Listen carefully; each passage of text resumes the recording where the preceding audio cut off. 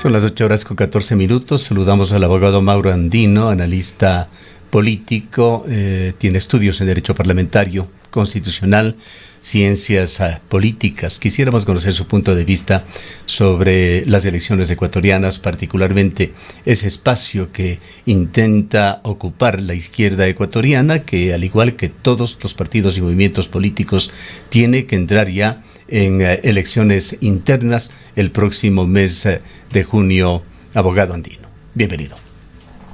Gustavo, muy buenos días, gracias por la invitación, un saludo cordial a toda la gente en la provincia de La Suay. Lo primero que hay que decir es que lamentablemente estamos siendo testigos de un proceso electoral que no garantiza transparencia, objetividad y neutralidad por parte de los árbitros electorales. Las actuaciones del CNE y del Tribunal Contencioso Electoral dejan mucho que desear, y no de ahora, no de estas últimas semanas o meses, sino que hay que hacer un poco de memoria. Yo siempre digo que el Ecuador lamentablemente es el país de la memoria de los 5 minutos, y eso es algo que hay que cambiar. En su momento se proscribió de participar al candidato presidencial Jan Topi, un candidato que representaba fuerzas políticas de derecha. El Tribunal Contencioso Electoral le impidió que pueda inscribirse y competir por la presidencia de la República. En su momento, el propio Tribunal Contencioso Electoral destituyó inconstitucionalmente por violencia política de género a la ex vicepresidenta de la República, Verónica Abad, para evitar que el presidente saque licencia y que sea la señora Abad la que asuma temporalmente la primera magistratura durante la campaña electoral. Y si es que uno analiza los últimos antecedentes, ustedes han hecho un recuento muy concreto, la proscripción ilegal, desde mi punto de vista, de la Revolución Ciudadana, la proscripción ilegal de Unidad Popular, del Movimiento Construye. Estamos hablando de una serie de actores que son muy de izquierdas, otros progresistas y otros muy de derechas. Es decir, no se trata de un tema ideológico, sino de un tema de una arquitectura institucional que está siendo usada y manipulada para sacar del juego a varios actores políticos que son adversarios del régimen del presidente Noboa. Luego, desde las izquierdas, creo que sería fundamental que se trate de generar un proceso de unidad. Esto siempre ha sido algo idealizado, diría yo, pero que en la práctica lamentablemente no se concreta. Creo yo que este es un momento interesante para aquello. Creo que en las principales ciudades y provincias del país deberían intentar unirse no solo aquellos que tienen una posición de izquierda o que tienen una posición más moderada desde el progresismo, sino también aquellos que son socialdemócratas, aquellos incluso que son liberales, centristas, pero que creen los principios y valores democráticos, republicanos, hoy tan seriamente amenazados y socavados por las actuaciones que yo aquí he descrito. Abogado Andino, muy buenos días. ¿Cómo visualiza usted que se va a dar este proceso adelantado para el mes de noviembre en este contexto en el que la Revolución Ciudadana ha quedado fuera, movimientos tradicionales, Comunidad Popular también y el movimiento Construye? Muy probablemente se va a sustentar la organización política en las organizaciones de carácter más bien local, y cuánto podría esto favorecer o no al movimiento oficialista Acción Democrática Nacional. Creo que la estrategia es clara. Desde el CNE se ha operado políticamente para favorecer al movimiento oficialista. Y usted me podría preguntar, ¿pero por qué? ¿Cómo gana ADN? Entre otras cosas, porque el periodo de campaña electoral durará apenas 16 días. Una campaña electoral excesivamente corta, que entre otras cosas violenta el derecho político de la ciudadanía al voto informado. ¿Y qué significa el voto informado? Que usted tenga el suficiente tiempo, el suficiente número de semanas para poder escuchar las distintas propuestas de los actores políticos que compiten por el poder, y que a su vez ustedes como medios de comunicación tengan el tiempo necesario para dar espacio a todos esos actores y fomentar la deliberación y el debate público. Pero si es que usted tiene solo 16 días de campaña en el mes de noviembre, todo esto se reduce, se disuade y se minimiza. Consecuentemente, la gente llegará poco informada, para tomar una decisión. ¿Y a quién favorece además? A aquellos que tienen estructuras estatales que les permiten movilizar recursos. Esto ya lo vimos en la campaña presidencial del propio Daniel Noboa. Hay que hacer un poco de memoria. Recordará usted que se gastó más de $500 millones en bonos en su segunda campaña presidencial, algo que incluso ahora genera un déficit fiscal en la economía nacional. Bueno, esto probablemente pueda repetirse en aras de apoyar y de incidir favorablemente hacia los candidatos oficialistas. Y de su lado, alcaldes o prefectos que buscan la reelección se ven seriamente amenazados con este tipo de actuaciones a través de Fiscalía, a través de la Contraloría. Recordemos que el propio Contralor General del Estado hace aproximadamente unas 3 semanas, un mes, señaló que muy pronto estarían listas más de 50 exámenes especiales, y él decía que ahí se encontrarán una serie de irregularidades, casi que una amenaza solapada para alcaldes o prefectos que no estén alineados con el gobierno nacional. Bueno, y el tema también, de la fiscalía, también a través del Tribunal Contencioso Electoral, es el caso del alcalde de Cuenca. Iba al alcalde de Cuenca, fíjese usted que a través de la fiscalía le hicieron un allanamiento también, y le abrieron una investigación penal por enriquecimiento ilícito. Justo un alcalde que, ojo, es de la izquierda democrática, diríamos, tiene una posición más bien socialdemócrata, más bien de centro izquierda, y como se diría popularmente, le botaron el camión encima al alcalde de Cuenca para, pienso yo, atemorizarle, en vista de que él ha sido un alcalde opositor y crítico al régimen del presidente de la República. Entonces, creo que hay toda una estrategia para favorecer con este adelanto de elecciones, con una campaña corta, a los candidatos del oficialismo, pero creo también al mismo tiempo que esto le puede rebotar al gobierno. ¿Por qué? Porque yo sí siento que empieza a existir un hastío de la ciudadanía. La gente siente que el gobierno le está respirando en la nuca, que le está hablando al oído de manera permanente para no insinuarle, sino obligarle a que vote por los candidatos oficialistas. Y esto no le gusta a la gente. Si a la gente le quiere usted obligar a votar por alguien, la gente se cansa, se fastidia. Y además agréguele usted que no tienen buenos cuadros desde ADN. Fíjese que los candidatos, por ejemplo, en Quito, en Pichincha, en Guayaquil, en Guayas, podríamos poner con excepción de la esposa del presidente, si es que ella es la que se lanza a la alcaldía de Guayaquil, los demás candidatos no son actores políticos relevantes. De hecho, hasta se especula que tendrían candidatos tapados, es decir, que no serían auspiciados formalmente por ADN, sino que serían patrocinados por otros partidos para que puedan ganar y luego sean cooptados fácilmente por el gobierno. Entonces, ahora, abogado Andino, es que veamos el favoritismo para esta campaña. Veamos la situación desde el otro lado.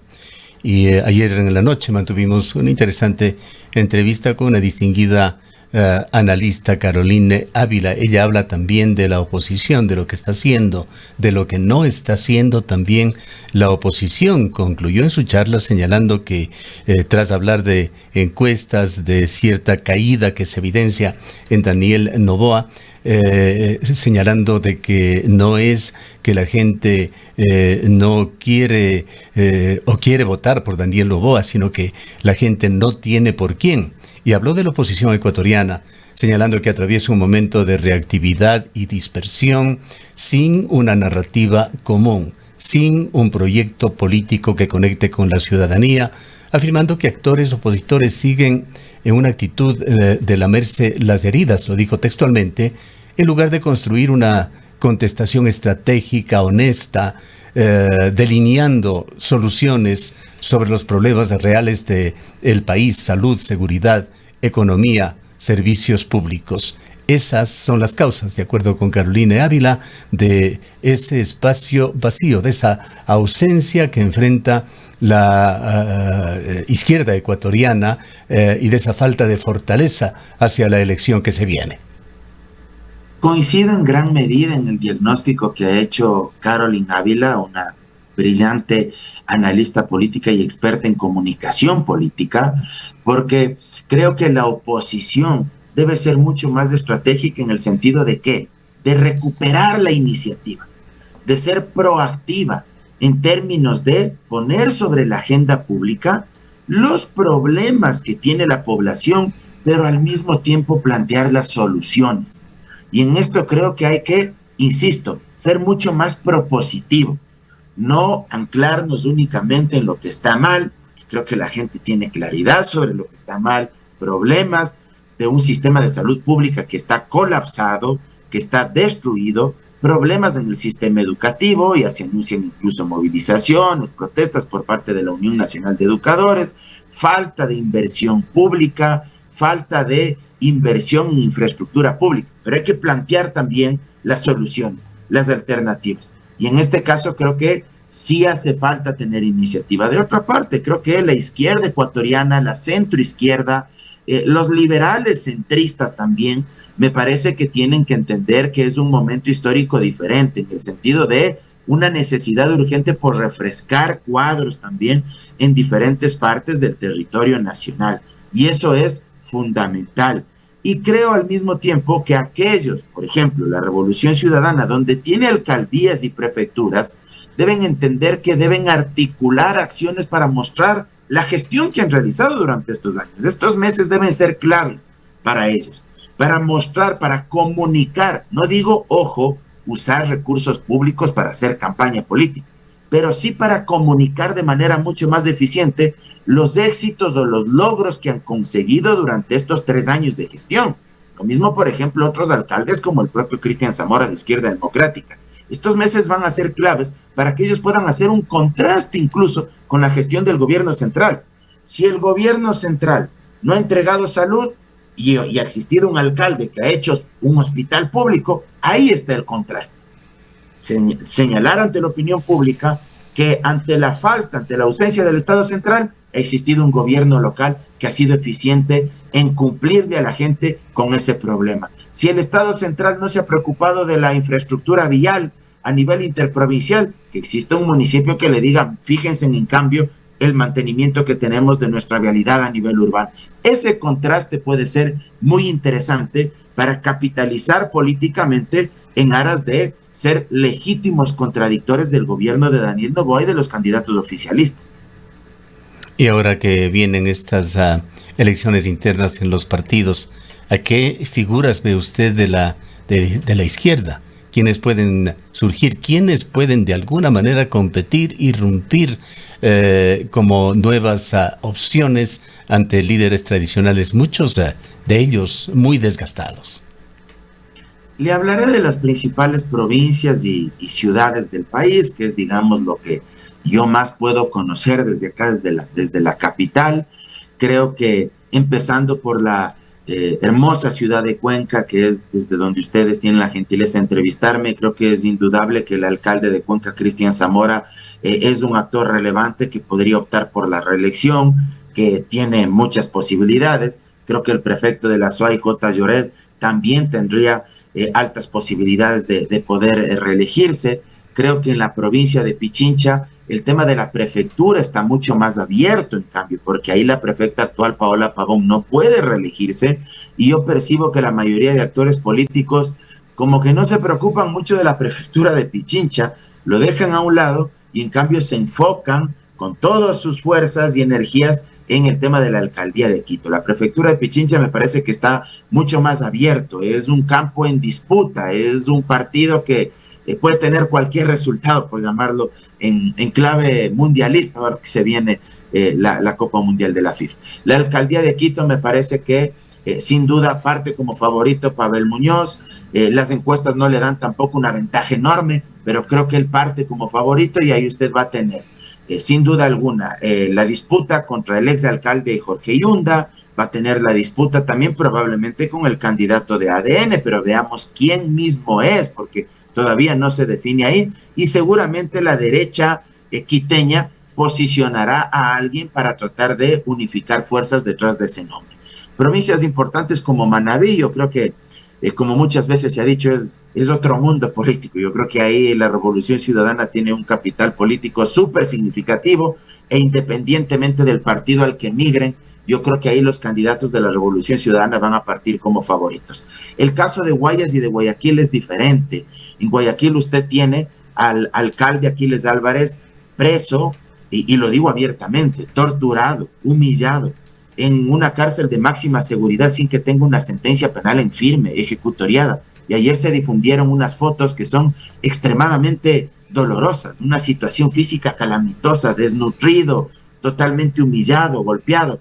Con él, privado de la libertad, el tablero político en Guayaquil diríamos que es incierto todavía, a menos que pueda recuperar su libertad y él pueda volver a candidatizarse. Veamos también si es que ADN decide o no postular a la mamá del presidente de la República. Y el caso de la prefectura del Guayas también queda abierto. Fíjese usted que renuncia Marcela Guiñaga, ahora tenemos un prefecto del Guayas que prácticamente nadie lo conoce, y ese escenario también queda muy abierto. Creo que ahí va a haber mucha incertidumbre en la prefectura del Guayas, acorde a las circunstancias que hemos venido testificando. ¿Cómo define con qué actores a la oposición ecuatoriana, actualmente al gobierno y a ADN? Y también cómo entender esa crisis de liderazgo que refleja también una crisis de propósitos. Empiezo por esta última parte, Gustavo. Yo creo que existe una crisis de representación política no solo en el Ecuador, sino a nivel mundial. Es una crisis estructural. La democracia representativa está cada vez peor vista por los ciudadanos en el mundo entero. ¿Por qué? Porque la gente siente, y aquí en el país sucede lo mismo, que ir a votar no le cambia sus condiciones materiales de vida. Es decir, que si vota cada 4 años, al final del día no tiene movilidad social, no escala económicamente, sino que o se estanca o retrocede. Y eso hace que la gente desconfíe no solo de la democracia como estructura, como sistema político, sino que desconfíe de las instituciones y que desconfíe de los actores políticos. Porque la gente dice al final del día, bueno, ¿a mí para qué me sirve votar si mis condiciones de vida siguen empeorando? Entonces esto es algo grave que todos los actores políticos, más allá de las corrientes ideológicas, deberían tener claro. Por ejemplo, le pongo un tema puntual. Toda la clase política de izquierda y de derecha deberían coincidir en que hay que eliminar y erradicar el hambre en el país. 2.8 millones de ecuatorianos tienen problemas para acceder a alimentos según el Programa Mundial de Alimentos de Naciones Unidas. Comen una sola vez al día esos ecuatorianos, y una vez cada 15 días carne, pollo o pescado, que son proteínas. Entonces imagínese usted, eso debería implicar un pacto social enorme, no porque sea de izquierda, no porque sea de derecha, hacer algo para erradicar el hambre en el país y hacer una propuesta clara al respecto para solucionar eso. Luego, de otra parte, pues creo que al final del día las elecciones se van a definir por actores puntuales. Creo que hacia donde migre la revolución ciudadana va a seguir teniendo un voto duro. Actores puntuales en los territorios como el alcalde de Cuenca tendrá un voto duro, y creo que ahí hay movimientos emergentes como el movimiento Reto, que me parece también puede tener opciones políticas principalmente en provincias grandes de la costa y también en territorios como Pichincha, si es que se naturaliza, por ejemplo, determinadas alianzas con otros sectores progresistas. Y creo que Pachacuti también históricamente ha tenido fuerza en determinadas provincias de la sierra. Hay que recordar que en elecciones seccionales a Pachacuti le ha ido bastante bien, en provincias de la sierra y en provincias amazónicas. Creo que por ahí un poco puede estar el tablero electoral de cara a las seccionales. Quisiera hacer relación en esta última pregunta a otro distinguido analista que estuvo con nosotros la semana pasada, Decio Machado. Él considera que el sistema político ecuatoriano está generando condiciones para un vacío de representación, que la falta de alternativas creíbles puede abrir espacios a liderazgos disruptivos, poco democráticos, incluso a lo mejor oscuros. ¿En qué medida comparte usted esta preocupación? Es una preocupación que yo la he expresado también desde hace varios años. Y nuevamente permítame hacer la comparación con lo que sucede a nivel internacional. Cuando la gente siente una profunda desafección con la política y siente que esa clase política tradicional le falla, la gente tiende a arrojarse a los brazos de políticos autoritarios, autocráticos, o a políticos que no responden a sus expectativas y a sus demandas. Eso sucede tradicionalmente. Y en el mundo hemos visto los casos del auge, por ejemplo, de políticos como Javier Milei en Argentina, el tema de Bolsonaro en Brasil, su hijo incluso está disputando nuevamente la presidencia en contra del presidente Lula, el auge de liderazgos de extrema derecha como Vox en España, que son anti-inmigración. Y la derecha a nivel internacional sigue creciendo. Exactamente, el liderazgo de Donald Trump. Fíjese usted, ¿cuándo hubiésemos imaginado que la democracia más consolidada del mundo, la democracia norteamericana, la más antigua además, tenga un presidente como Donald Trump? Si a usted le preguntaban eso hace 20 años, usted hubiese dicho, es imposible que Estados Unidos tenga un presidente con esas características y esos ribetes antidemocráticos. Entonces, cuando la gente se siente olvidada, genera la irrupción de este tipo de liderazgos que lamentablemente atentan contra el régimen democrático. Y si usted revisa las estadísticas también de encuestas a nivel latinoamericano y a nivel global, muchos ciudadanos tienden a abrazar prácticas autoritarias y denostan a la democracia en porcentajes altos, 45, 50% de la gente. Y algo fundamental, y cierro con esto, principalmente la gente joven es la que más está abrazando prácticas autoritarias. Los más jóvenes se están yendo por liderazgos fuertes, y entre los jóvenes los que más abrazan prácticas autoritarias son los hombres. Este es un dato no menor que debería preocuparnos y llamarnos poderosamente la atención. Más bien las mujeres más jóvenes abrazan posiciones más progresistas, más a favor de derechos humanos, de derechos sociales, económicos para la gente. ¿De dónde saca usted estas conclusiones? Sería importante. Tengo un libro de Anthony Gutiérrez Rubí. El